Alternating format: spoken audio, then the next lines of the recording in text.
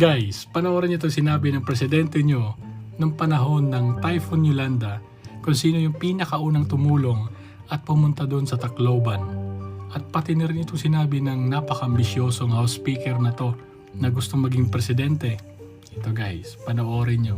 That he is probably the first local government official to come to Leyte bringing relief goods and other medical assistance during the typhoon of Yolanda. Hindi makakalimutan niya ng mga Taclobanon, ng mga Waray na talagang noong pa, hindi pa naman siya presidente, hindi naman siya kailangan pumunta doon. Mayor siya ng Davao, pero pumunta siya ron siya mismo at ang dami niyang dalang mga doktor, marami siyang dalang gamot, marami siyang dalang relief goods at nakiramay naman siya doon sa mga napinsala doon sa Yolanda. At hanggang ngayon hindi namin makalimutan yon at panayang pasalamat pa rin ng mga Waray, ng mga Taclobanon sa kanyang tulong at sa kanyang malasakit na ipinakita sa mga naging biktima ng Yolanda. Si Mayor Duterte, isa siya na nauna na pumunta sa Tacloban at nagtabang sa atin.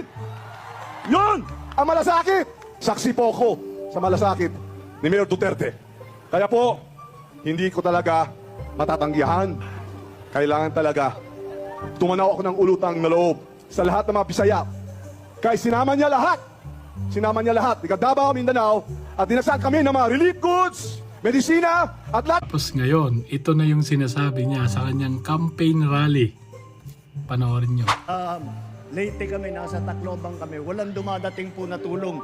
Ang unang dumating na tulong ay galing kay Senator Tolentino ng MMD. Diba? Napakasinungaling. Kaya guys, kung ayaw nyo magpabudol or mabudol ulit, iboto nyo na ang PDP laban. Vote straight na tayo. Okay? Peace!